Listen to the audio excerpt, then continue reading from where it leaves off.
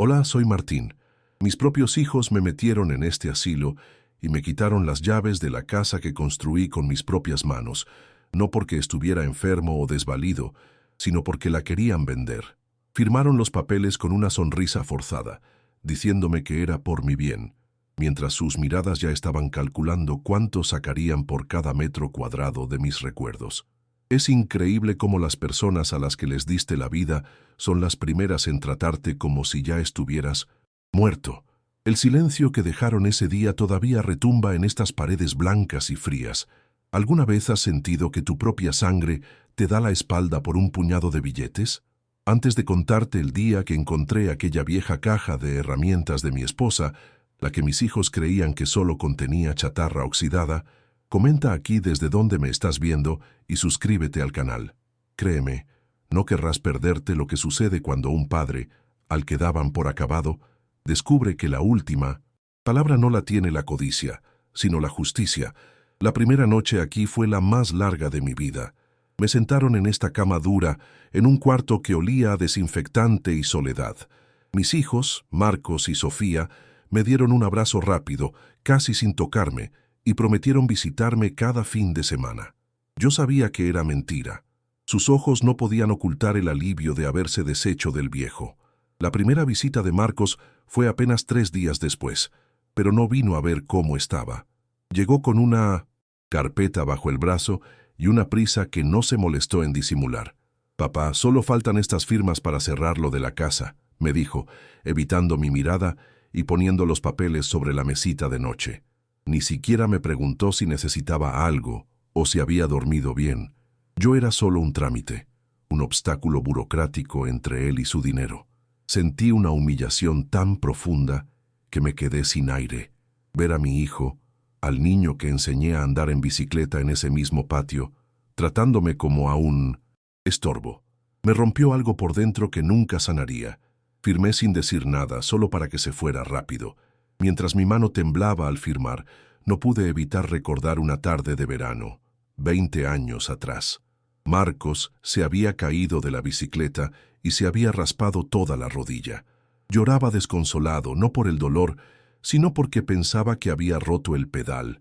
Recuerdo haberlo levantado, limpiado la herida y decirle que las cosas materiales se arreglan, pero que lo importante era que él estuviera bien. ¡Qué ironía! Ahora él estaba vendiendo el escenario de todos esos recuerdos por ladrillos y cemento, sin importarle en absoluto si yo estaba bien. Mi esposa, Elena, si estuviera viva, se moriría de nuevo solo de ver en lo que se había convertido nuestro hijo. El amor que le dimos parecía haberse evaporado. Mi hija, Sofía, jugaba el papel de la buena. Me llamaba cada 2 días, con una voz falsamente dulce, preguntando si había comido o si las enfermeras me trataban bien. «Ay, papá, esto es muy difícil para todos, pero es lo mejor», repetía como un disco rayado. Sus palabras eran huecas, un guión aprendido para calmar su propia conciencia. En una de sus llamadas, la escuché susurrarle a alguien: «Sí, ya casi lo convenzo, está más tranquilo». Al fondo reconocí la voz impaciente de Marcos. Eran un equipo. Ella ponía el cariño falso y él la presión directa. Me estaban manipulando juntos, y darme cuenta de que mi niña, mi pequeña Sofía, era cómplice de todo, me dolió casi más que el abandono mismo. A pesar de la tristeza, algo en mi interior empezó a despertar. Una pequeña espina de duda. La prisa de Marcos, los papeles que no me dejaron leer con calma, las evasivas de Sofía cuando le preguntaba por el precio final de la venta. Todo olía mal. Empecé a repasar cada rincón de la casa en mi mente, cada secreto que solo Elena y yo compartíamos. Y entonces, como un relámpago, recordé el viejo baúl de herramientas de mi esposa en el sótano. Todos pensaban que solo guardaba martillos y clavos viejos, pero yo sabía que dentro, en un doble fondo que ella misma construyó, guardaba sus documentos más importantes y unos cuadernos donde anotaba absolutamente todo. Una idea loca cruzó mi mente.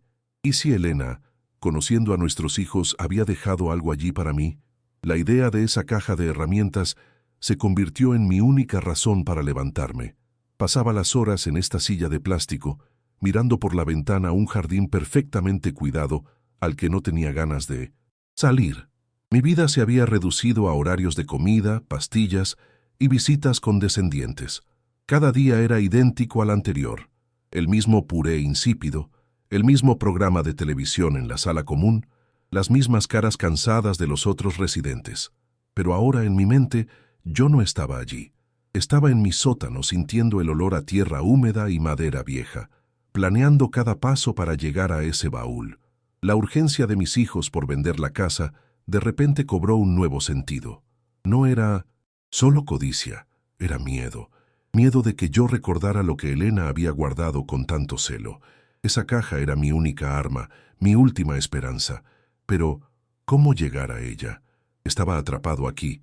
Mis hijos se habían asegurado de eso, dejando instrucciones claras de que no podía salir solo por mi propia seguridad. Qué conveniente. Necesitaba a alguien de confianza, alguien fuera del círculo de buitres en que se había convertido mi familia directa. Y solo había una persona, Javier, el hijo de mi difunta hermana, un muchacho bueno que siempre me había respetado y que sentía un cariño genuino por su tía Elena. El problema era contactarlo. El único teléfono disponible estaba en el pasillo, a la vista de todos. Cada llamada era monitoreada sutilmente por las enfermeras. Tenía que encontrar el momento perfecto, un instante de distracción en el que pudiera hablar sin ser escuchado, sin levantar sospechas. El corazón me latía con una fuerza que no sentía en años, una mezcla de miedo y adrenalina. Esperé 3 días, estudiando las rutinas del asilo como un prisionero planeando su fuga. El momento llegó un martes por la tarde, durante el cambio de turno. El caos era mi aliado. Mientras una enfermera le explicaba las novedades a la otra y varios residentes reclamaban atención, me deslicé hacia el teléfono. Mis dedos temblorosos apenas lograban marcar los números que sabía de memoria. Cuando Javier contestó, mi voz salió como un susurro ronco. Javier, soy tu tío Martín. Necesito tu ayuda, es urgente y no puedo hablar. Hubo un silencio al otro lado, y luego su voz llena de preocupación. Tío, ¿estás bien? ¿Qué pasa? Le dije que no podía darle detalles, solo que necesitaba que viniera a verme lo antes posible y que actuara con normalidad como si fuera una visita de rutina. Es sobre la casa y sobre algo de tu tía. Fue todo lo que me atreví a decir antes de colgar. Los días que siguieron a esa llamada fueron una tortura. Cada vez que sonaba el timbre de la puerta, mi corazón daba un vuelco. La paranoia se apoderó de mí. ¿Y si Marcos o Sofía se enteraban? ¿Y si Javier les contaba? Me reprendía a mí mismo por dudar del muchacho, pero el encierro y la traición me habían vuelto desconfiado de todo y de todos. Durante esos días, la humillación de mi situación se hizo más palpable. Una enfermera me habló como si fuera un niño porque derramé un poco de agua. En la cena, me quitaron el salero por mi presión, sin siquiera preguntarme. Eran pequeñas muertes, diarias, cortes diminutos a mi dignidad que iban desangrando lo poco que me quedaba de mí mismo. Me sentía invisible, un mueble viejo que solo estaba allí para ser limpiado y alimentado hasta que dejara de funcionar. El sábado, Sofía apareció sin avisar. Traía una bolsa de una tienda barata y sacó un suéter de lana áspera de un color gris deprimente. «Mira, papá, para que no pases frío», dijo con esa sonrisa de plástico que ya no me engañaba. Se sentó al borde de la cama, manteniendo la distancia, y empezó a hablar de trivialidades. El clima, el tráfico, un problema con su jardinero. No me preguntó cómo me sentía realmente. No me miró a los ojos por más de 2 segundos seguidos. Yo solo asentía, interpretando el papel del viejo senil que ellos querían que fuera. Por dentro, ardía de rabia. Quería gritarle que su frialdad era más hiriente que cualquier invierno, que su falsa compasión era un insulto a mi inteligencia. Pero me tragué las palabras. Mi plan dependía de mi silencio, de mi capacidad para parecer derrotado. Al día siguiente, mientras estaba en la sala común fingiendo leer una revista, vi a Javier entrar por la puerta principal. Mi pulso se aceleró, pero mantuve la calma. Se acercó con una sonrisa genuina y me dio un abrazo de verdad, uno que sentí cálido y sincero. «Tío, qué bueno verte», dijo en voz alta para que todos oyeran. Nos sentamos en un rincón apartado, y mientras hablábamos de fútbol y de su trabajo, deslicé una pequeña llave vieja en su mano, la llave del cobertizo del jardín. Le susurré las instrucciones al oído, con la voz entrecortada por la emoción. En el sótano, detrás de la vieja caldera, el baúl de herramientas de tu tía. Tiene un fondo falso. Necesito lo que hay dentro, Javi. Todo. Él me miró, sus ojos entendiendo la gravedad de la situación sin necesidad de más explicaciones. Asintió sutilmente y apretó mi mano con fuerza. Cuando Javier se fue, una extraña calma me invadió. Por primera vez en meses, no me sentía completamente solo ni indefenso. Había puesto en marcha algo que ya no podía detener. El destino de mi dignidad y del legado de mi esposa estaba ahora en manos de mi sobrino y en el contenido de esa vieja caja oxidada. Miré por la ventana el mismo jardín de siempre, pero ya no me parecía una prisión. Ahora lo veía como un campo de batalla en el que, aunque estuviera encerrado, acababa de mover mi pieza más importante. La espera sería insoportable, pero ya no era la espera pasiva de un condenado. Era la espera tensa y expectante de un soldado antes del contraataque. Mis hijos habían subestimado al viejo, y sobre todo, habían subestimado la inteligencia y el amor previsor de su madre. Pasaron 2 días que se sintieron como 2 años. Cada crujido en el pasillo, cada voz que se alzaba un poco más de lo normal, me hacía dar un respingo. Me sentaba junto a la ventana, no para ver el jardín, sino para vigilar la entrada, esperando ver el auto de Javier. La ansiedad era un nudo frío en mi estómago. ¿Y si lo descubrían? ¿Y si mis hijos habían cambiado las cerraduras? 1000 escenarios desastrosos pasaban por mi mente, cada uno peor que el anterior.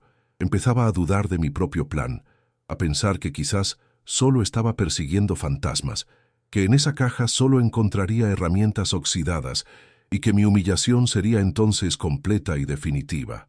La esperanza es un veneno lento cuando estás atrapado. Te mantiene vivo solo para hacer la caída más dolorosa. El lunes por la mañana, Marcos irrumpió en 1905. Mi cuarto sin tocar. No traía papeles ni sonrisas falsas. Su cara estaba desencajada, los ojos inyectados en sangre, como si no hubiera dormido en días. Se movía por la pequeña habitación como un animal enjaulado, sin mirarme directamente, pero examinando cada rincón con una intensidad febril. ¿Dónde está?, soltó de repente. Su voz era un gruñido bajo y amenazante. Yo me hice el desentendido, el viejo confundido que ellos mismos habían creado. ¿El qué, hijo? ¿Se te perdió algo? Su impaciencia era palpable. Golpeó la mesita de noche con la palma de la mano, haciendo que mi vaso de agua se tambaleara. Algo había cambiado drásticamente. Esto ya no era solo por la venta de la casa, era algo más grande, algo que los tenía aterrados. «Deja de hacerte el tonto, papá. Sabemos que hay más», insistió, acercándose a mi cama hasta que pude oler el café rancio en su aliento. «¿Más de qué, Marcos?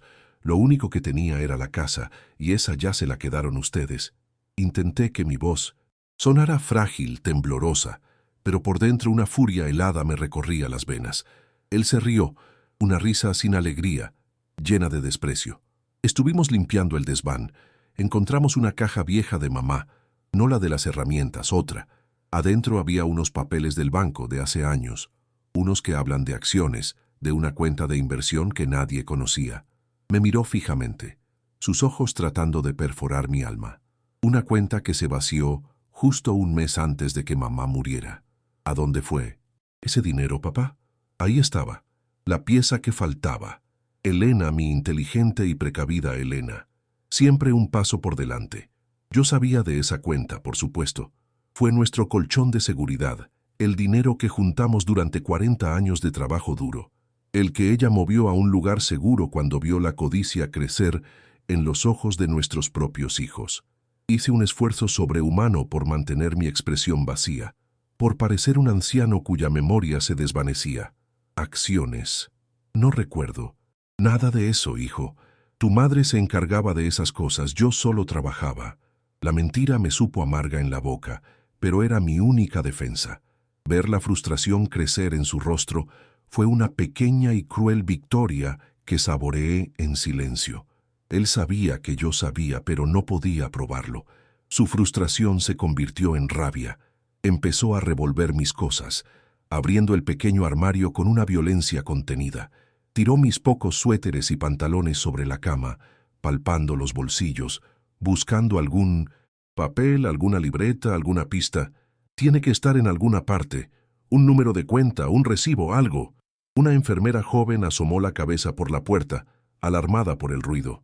¿Sucede algo, señor Martín? Marcos se giró hacia ella con una mirada fulminante. Asuntos de familia, no se meta. La pobre chica retrocedió intimidada. En ese momento me sentí más prisionero que nunca, no solo del asilo, sino de la locura de mi propio hijo, un hombre consumido por una avaricia que lo estaba deshumanizando frente a mis ojos. Justo en ese instante apareció Sofía. Su cara era una máscara de preocupación, pero sus ojos tenían el mismo brillo febril que los de su hermano. Se apresuró a poner una mano en el brazo de Marcos. «Cálmate, así no vamos a conseguir nada», le susurró, y luego se volvió hacia mí con su voz más melosa. «Papá, por favor, solo queremos entender. Ese dinero nos pertenece. Es la herencia de mamá. Lo necesitamos. Marcos tiene deudas. Yo quiero asegurar el Moirensen futuro de mis hijos. Usar a sus hijos, mis nietos, como escudo. Invocar la memoria de su madre para justificar su robo». Fue el golpe más bajo de todos. Sentí una náusea tan intensa que tuve que tragar saliva para no vomitar. El amor que alguna vez sentí por ellos se estaba convirtiendo en cenizas. Se fueron tan abruptamente como llegaron, dejándome solo en medio del desorden de mi propia vida. Marcos salió mascullando una amenaza. «Vamos a revisar cada centímetro de esa casa. Lo encontraremos, con o sin tu ayuda». Cuando la puerta se cerró, un silencio pesado llenó la habitación. Me quedé mirando mi ropa tirada, el armario abierto como una boca herida. Estaba temblando, no de miedo, sino de una rabia pura y cristalina. Su desesperación era mi confirmación. Lo que sea que Elena hubiera guardado en esa caja de herramientas era mi única salida, mi única arma. Ya no se trataba solo de recuperar mi casa o mi dinero. Se trataba de honrar la memoria de mi esposa y de demostrarles que el viejo al que habían descartado todavía tenía una última lección que enseñarles sobre las consecuencias de sus actos. La llegada de Javier ya no era una esperanza, era una necesidad.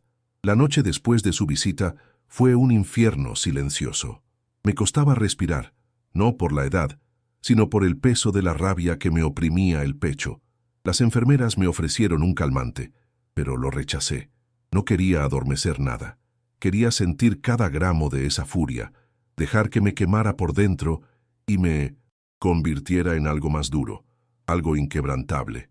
A la mañana siguiente, el sol entró por la ventana e iluminó el desorden que habían dejado. Mi ropa tirada, mis pocas pertenencias revueltas. Lentamente, con un dolor en la espalda que no era solo físico, me levanté y empecé a doblar cada prenda, a poner cada cosa en su lugar. No era una limpieza, era un ritual. Estaba ordenando mis pensamientos, preparando el campo de batalla. Mis hijos habían declarado la guerra, y yo, por primera vez, estaba listo para pelear. 2 días después el teléfono del pasillo sonó para mí. Era Sofía. Su voz ya no tenía esa dulzura artificial. Era un hilo tembloroso de pánico puro. «Papá, tienes que ayudarnos», suplicó, sin siquiera decir hola. «Marcos se metió en problemas. Le debe dinero a gente muy peligrosa. Por eso necesitábamos vender la casa rápido. Ese dinero de mamá es nuestra única salida». La confesión me golpeó como un puñetazo en el estómago. Así que no era solo codicia, era una desesperación, sucia y egoísta. Estaban dispuestos a sacrificarme, a vender mis recuerdos y mi hogar, no para construir un futuro mejor, sino para tapar los agujeros de sus propias vidas desastrosas.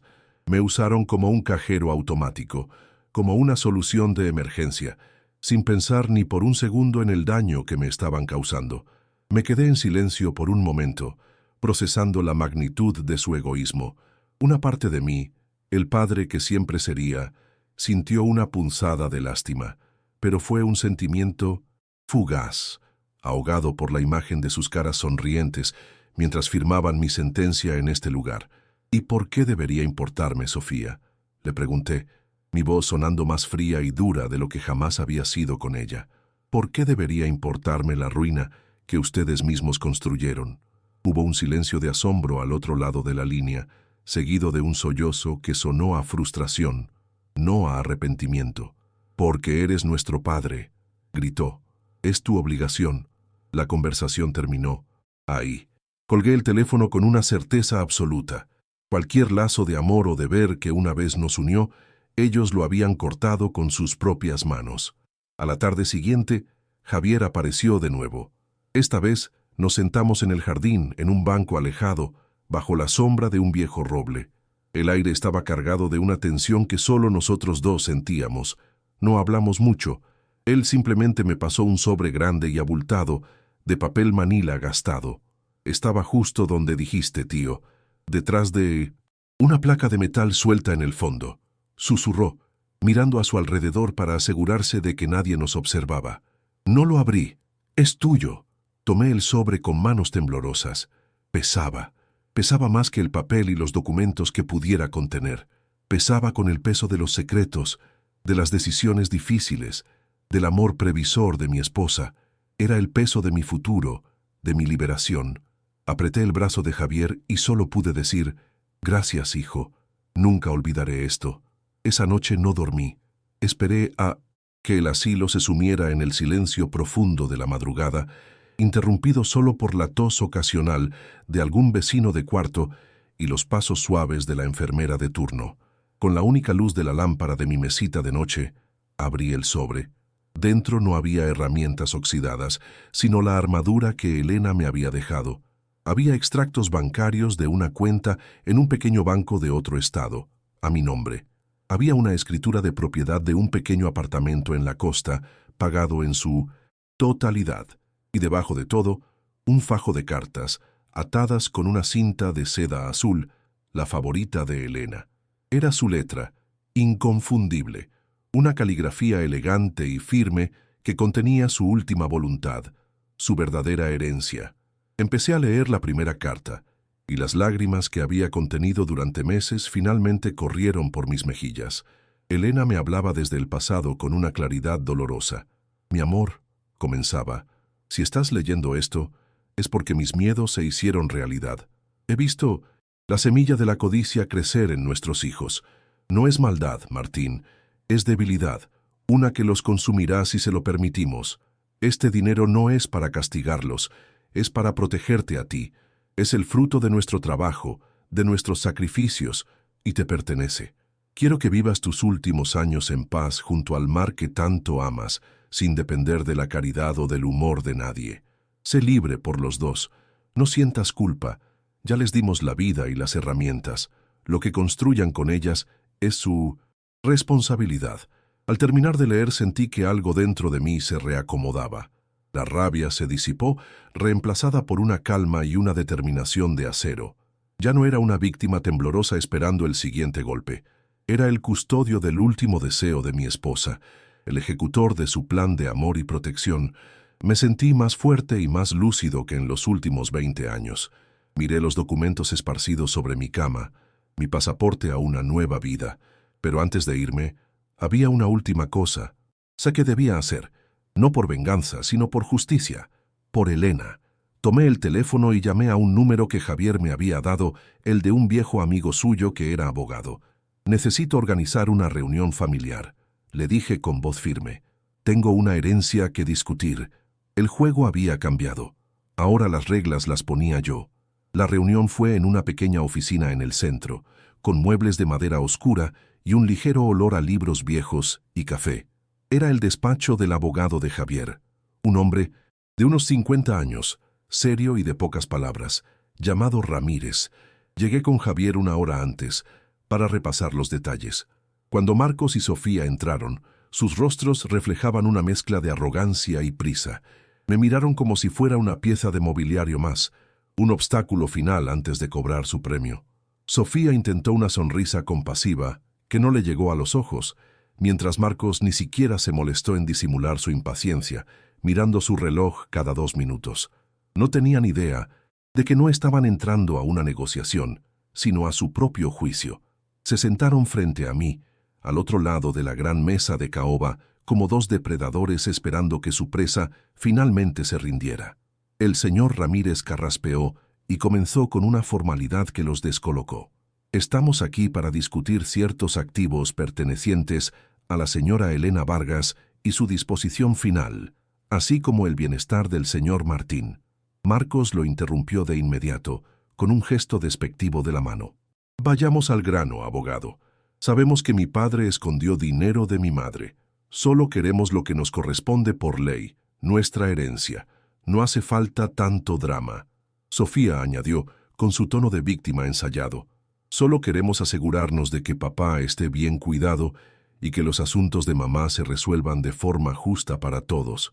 La palabra justa en su boca sonó como un insulto, una burla a todo lo que habían hecho.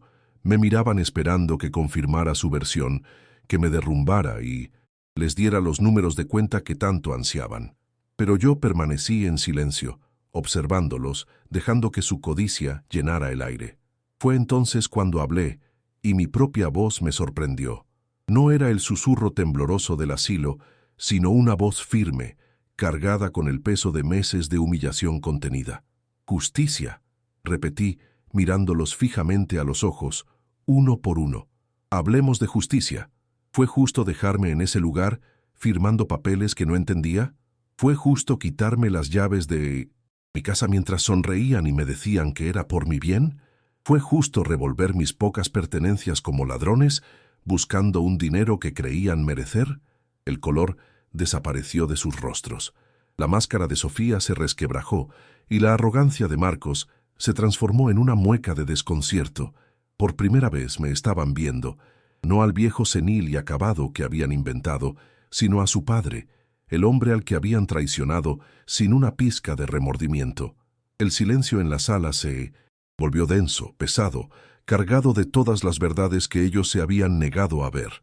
El señor Ramírez, siguiendo mi señal, deslizó el viejo sobre de papel manila sobre la mesa. Lo abrió con parsimonia y sacó el primer fajo de documentos. Estos son los extractos de una cuenta de inversión abierta por la señora Elena hace 15 años, a nombre exclusivo de su esposo, el señor Martín, anunció con voz neutra. Como pueden ver, el saldo actual es considerablemente mayor de lo que ustedes imaginaban. Colocó los papeles frente a ellos. Vi sus ojos moverse frenéticamente sobre las cifras, sus bocas abriéndose ligeramente en un gesto de pura incredulidad y asombro. La cantidad era suficiente para resolver todos sus problemas y comprarles la vida que creían merecer. Pude ver el cálculo en sus miradas, la avaricia pura y sin filtros apoderándose de sus facciones. Ya no disimulaban, ya no actuaban. Eran simplemente dos extraños, devorando con los ojos un tesoro que creían, por un instante, que estaba a su alcance. Pero el golpe de gracia aún no había llegado. Con un movimiento lento, saqué una de las cartas de Elena del sobre. La cinta de seda azul parecía brillar bajo la luz de la lámpara. Mis manos no temblaban. «Su madre», dije, y mi voz se quebró por un segundo, no por debilidad, sino por el amor y el dolor que esas palabras contenían. Su madre los conocía mejor que nadie. Vio en lo que se estaban convirtiendo mucho antes que yo. Aclaré mi garganta y empecé a leer, en voz alta, y cada palabra de Elena era un martillazo en el silencio de la oficina. Si Martín lee esto, es porque el miedo a la necesidad ha sido más fuerte en mis hijos que el amor de familia. A ellos les dejamos valores, educación y un techo. Este dinero no es su herencia, es la libertad de su padre. Es el pago por cada noche de insomnio, por cada gota de sudor que derramamos para darles un futuro que ahora usan para justificar su egoísmo. Es mi último acto de amor por él. La reacción fue inmediata y visceral. Sofía ahogó un sollozo, pero no eran lágrimas de arrepentimiento, sino de rabia impotente. Se cubrió la cara con las manos, su cuerpo sacudido por la frustración de haber sido burlada. Marcos, por otro lado, se puso de pie de un salto, golpeando la mesa con el puño. «Esto es un robo, ese dinero era nuestro. Nos lo quitaste, tú y ella, siempre conspirando a nuestras espaldas», gritó, su rostro congestionado por la ira. Señalaba los papeles, a mí, al abogado, como un Animal acorralado buscando a quién culpar. Era la rabieta de un niño al que le quitan un juguete que nunca fue suyo. En su delirio de codicia, ni siquiera se dio cuenta de que estaba insultando la memoria de la madre, cuya herencia reclamaba con tanta vehemencia. En ese momento, cualquier vestigio de amor paternal que pudiera quedar en mí se extinguió para siempre. Con una calma que no sabía que poseía, me puse de pie. «Se equivocan», dije, mi voz resonando en la sala ahora silenciosa. «Ustedes vendieron su herencia por el precio de una casa. Su verdadera herencia eran los recuerdos en esas paredes, el amor que se les dio sin condiciones, los valores que su madre intentó enseñarles. Pero eligieron el dinero, así que quédense con él». El señor Ramírez colocó otro documento sobre la mesa, la escritura del apartamento en la costa. «Me mudo mañana. Su madre me compró un último hogar, lejos de ustedes. No quiero volver a verlos. No me llamen, no me busquen. Para mí, el padre que una vez fui, murió el día que me dejaron en ese asilo». El abogado se levantó.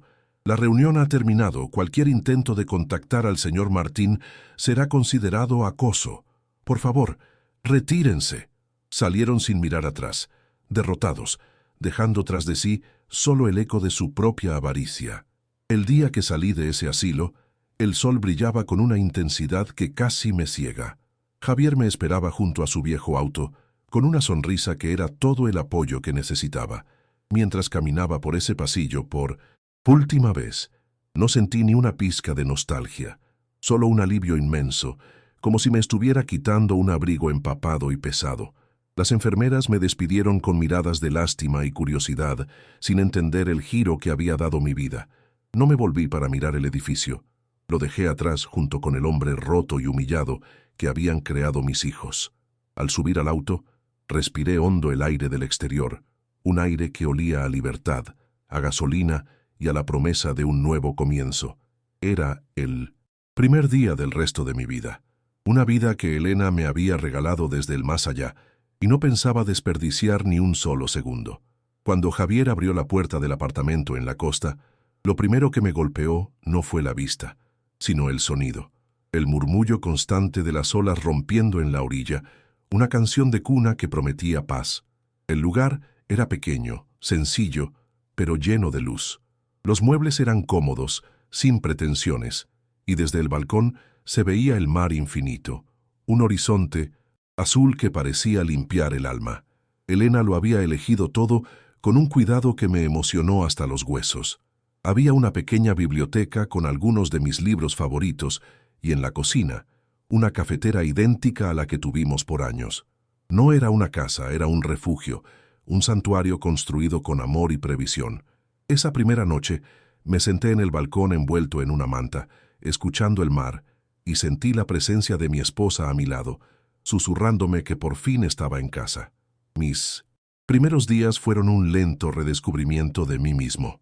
Volví a disfrutar de las pequeñas cosas que me habían sido arrebatadas, preparar mi propio café por la mañana, decidir si quería caminar por la playa o simplemente leer en el balcón, comer a la hora que me daba la gana. Conocí a mis vecinos, una pareja de jubilados como yo, y a un joven pescador que me vendía el pescado fresco del día. Nadie me conocía como el padre abandonado o el viejo del asilo. Aquí era simplemente Martín, el nuevo vecino al que le gustaba mirar el mar. Cada amanecer era una victoria personal, una prueba de que la vida podía volver a empezar, incluso cuando creías que ya todo estaba escrito. La herida de la traición seguía ahí, pero el agua salada y el sol parecían estar cicatrizándola lentamente, dejando una marca que me recordaría siempre el valor de mi propia dignidad. Supe de ellos, por supuesto, aunque no quisiera. Javier me contaba lo justo y necesario para que estuviera prevenido. El dinero de la venta de la casa se les escurrió entre los dedos como arena.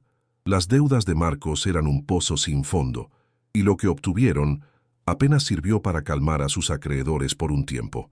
Empezaron a discutir violentamente, culpándose el uno al otro. Marcos acusaba a Sofía de no haberme presionado lo suficiente, y Sofía le echaba en cara a Marcos su irresponsabilidad y su avaricia sin límites. La alianza que habían forjado para despojarme se convirtió en su propia celda. Se quedaron sin la casa, sin el dinero que esperaban. Y lo más importante, se quedaron sin el paraguas protector de una familia. Estaban solos, enfrentados a las consecuencias de sus decisiones. Y esta vez no había un padre al que sacrificar para salvarse. Lo más irónico fue cómo la vida les cobró su deuda de una manera que ni todo el dinero del mundo podría arreglar. La historia, de una forma u otra, se supo entre los parientes y los viejos amigos de la familia. Fueron marginados, no de forma abierta, sino con ese silencio incómodo, con esas invitaciones que dejaron de llegar. Sofía intentó usar a mis nietos como un puente, enviándome fotos y cartas a través del abogado, hablando de lo mucho que su abuelo los extrañaba, pero yo me mantuve firme. El señor Ramírez devolvía cada carta sin abrir. El amor por mis nietos me dolía, pero sabía que permitirles volver a mi vida sería traicionar a Elena y a mí mismo. En su afán por asegurarse un futuro material, mis hijos habían dinamitado todos los puentes afectivos, condenándose a una soledad mucho más profunda y fría que la de cualquier asilo. Hoy, mientras te cuento esto, estoy sentado en mi balcón. El sol de la tarde le saca destellos dorados al mar. Ya no siento rabia cuando pienso en Marcos y Sofía. Siento una pena inmensa y lejana, la misma que se siente por dos extraños que tomaron el camino equivocado y se perdieron para siempre. He aprendido que la verdadera herencia no está en las cuentas bancarias ni en las propiedades, sino en la paz de conciencia y en el amor que se cuida hasta el final. Elena no me dejó solo dinero, me dejó una lección. Me dejó la oportunidad de vivir mis últimos años como un hombre libre y respetado, no como una carga. Y cada día que paso aquí, escuchando el mar, sé que estoy honrando su memoria de la mejor manera posible, viviendo de verdad. Si conoces a alguien que necesita oír este mensaje de autoconfianza y de cómo encontrar la fuerza para empezar de nuevo, por favor, comparte este video con esa persona.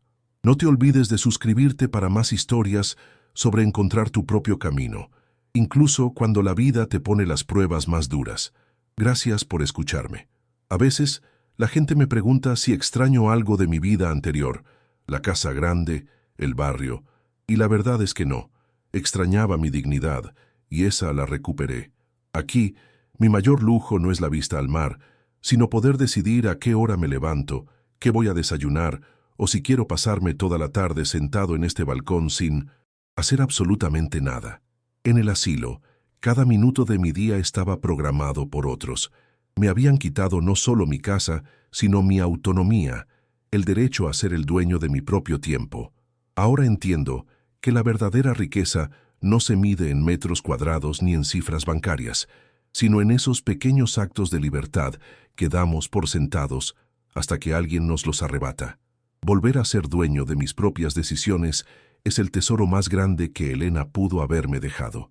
Mis hijos creían que el dinero era poder, la solución a todos sus problemas, pero nunca entendieron que el verdadero poder es dormir tranquilo por la noche, es poder mirarte al espejo sin sentir vergüenza. El dinero que obtuvieron de la casa se les fue como agua entre los dedos, porque lo que realmente necesitaban no se podía comprar. Necesitaban carácter, integridad, amor. Se quedaron atrapados en la misma jaula de desesperación que ellos mismos construyeron, mientras que yo, el viejo al que encerraron, encontré la libertad. A veces siento una lástima profunda por ellos, no porque les desee el mal, sino porque viven en una pobreza que ningún cheque puede curar, la pobreza del alma. Se quedaron con los ladrillos, pero perdieron los cimientos de lo que significa ser una familia, de lo que significa ser humano. Javier vino a visitarme el fin de semana pasado, trajo pescado fresco y pasamos la tarde en el balcón, hablando de todo y de nada, como hacíamos antes. No hablamos de Marcos ni de Sofía, no. Hacía falta. Su presencia era un recordatorio de que la familia no siempre es la que te toca por sangre, sino la que te elige, la que te respeta y te cuida sin esperar nada a cambio. Verlo reír, escuchar sus planes para el futuro, me llenó de una alegría serena. Él es el verdadero legado de nuestra familia, la prueba de que los valores que Elena y yo intentamos sembrar no se perdieron del todo. En sus ojos veo el respeto y el cariño genuino que mis propios hijos nunca supieron darme. Él es mi familia ahora. Y ese lazo vale más que cualquier herencia material. Cada rincón de este lugar me recuerda a Elena. No con tristeza, sino con una gratitud inmensa. A veces, cuando el sol se pone y el cielo se tiñe de naranja, casi puedo sentirla sentada a mi lado sonriendo. Ella no solo me salvó de la soledad y la humillación, me dio una segunda oportunidad de vivir.